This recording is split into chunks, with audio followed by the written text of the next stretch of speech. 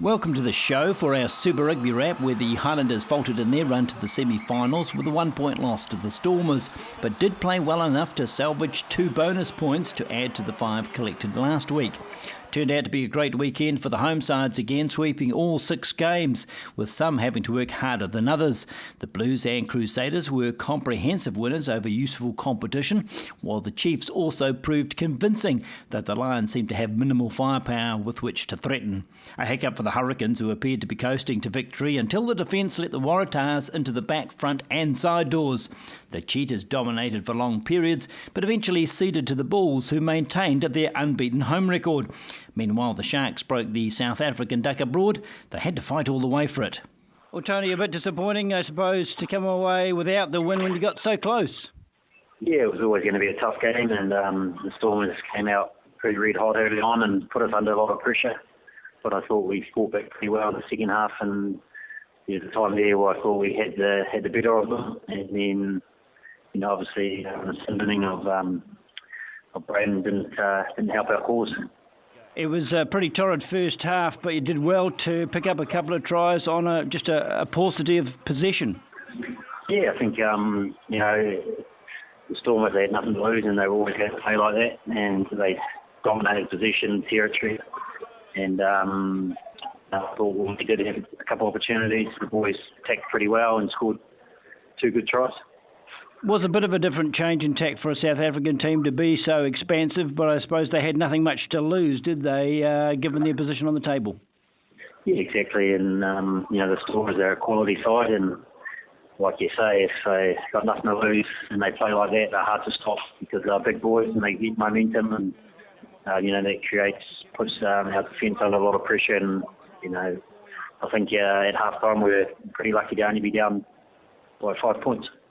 And once you get your noses in front, I felt you had a semblance of control there, and perhaps the game was going your way. Yeah, definitely, and that's the way I saw it as well. We got back in front, and I think we had the momentum. And like I say, just the untimely sending of Braden, didn't help us. Yeah, losing a player and the points, of course, but then again, conceding 4 tries also hurt. Yeah, we did concede 4 tries, but we scored 4, and look at the positives. I think we had a chance to win the game and got 7 points on tour. I think it's a pretty successful tour. Yeah, if that was offered at the beginning of the tour, you'd have taken that quite readily, wouldn't you? Because it's tough to get those points on the road. Yeah, definitely. And, as a rugby team, all we can do is give yourselves opportunities to win, and I think we did that. It just wasn't our night tonight. Seemed a very fast-paced game, Tony. It flew by pretty quickly. Yeah, it was, and that was the way the Stormers played. They wanted to play fast, and they came pretty hard early. But when we've got the ball, we try and play with speed as well, and I thought we did that really well. And our attack was good, and we finished pretty much every opportunity we got.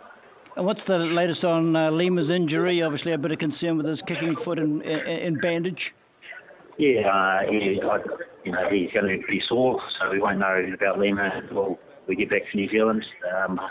Hopefully he travels well and recovers well, and we'll see how he scrubs up when we get back to Dunedin and train on Wednesday. Made quite a few personnel changes reasonably early in this game. Was it just reacting to the match situation or pre-planned? No, never pre-planned. Always just reacting to the way we're playing and the way the Stormers are playing, and I thought all the guys that came on did really well and added to our performance.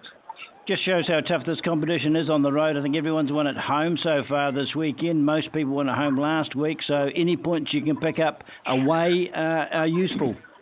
Yeah, definitely, and it's never easy playing in South Africa, and we played a pretty good Sharks side last week, and the Stormers have got quality right through their team.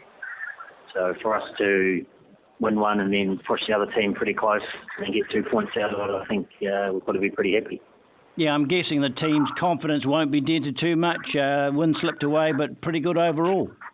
Yeah, I think so. But, we've got to get back to Dunedin and back it up with another good performance against the Lions. And, if we can do that, I think it's been a pretty good 3 weeks. And just such a tight competition. If you'd won tonight, you'd have been in the playoff mix. You're just outside that, so still well within reach. Yeah, exactly. And, we're growing as a team. We're getting better as a team. So, think if we can keep improving and keep performing like we are at the moment, we'll win all the games. And, if we make the playoffs, we make the playoffs. And good to see some of those other guys who haven't had many chances get some game time. Trent, for instance, I thought did a good job when Lima went off.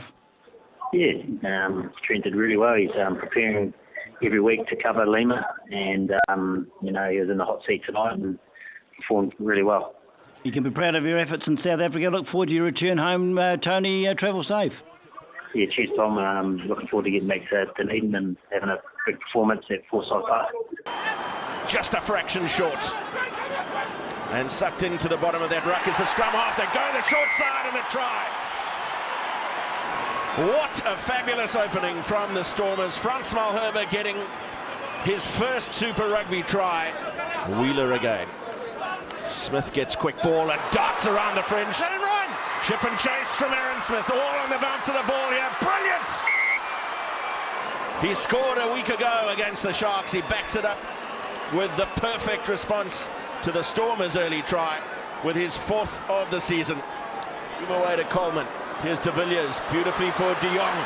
And then Tauter up from fullback, Van Wyk, little juggle, and then inside to Tauter! Initially thought that his legs might have gone out into touch here, so it looks safe. From that other angle, we just have to look here.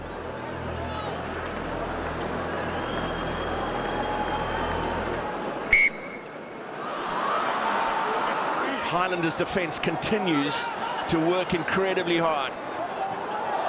And then Berger and Malherbe. Can you believe it? Second one for the tight end. Take it by, look at this, no looker, over behind the back. The line was picked by Malherbe, was in a way cutting through from the weak shoulders. Build is one of the possible highlights of this game against the throw for the Stormers. And De Jong with some space, great acceleration. Dalindi! What a try!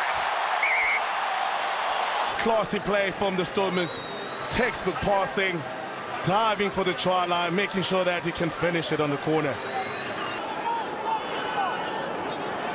Then Smith, Sopawanga puts it through for Renata and Ben Smith, and Renata gets the touchdown. 2 opportunities in the first half, 2 tries. Highlanders running on the proverbial sniff of the oil rag at the moment, but staying well and truly in the game despite a dearth of possession in the first half of the game. Sucking in defenders around the fringes. Try! Who's getting up with the ball? Looks like Oliver Kebble. It's what another a moment. First try in Super Rugby. Dion Fourie at hooker now, and a man short. Here's Aaron Smith towing it through for Ben Smith. Yep. Brilliant execution from the Highlanders. They have their 3rd. Oliver Kebble, who missed him. Aaron Smith, here's Fekitoa. And exploiting the space. Brilliant score, Fekitoa. The Highlanders are level at Newlands.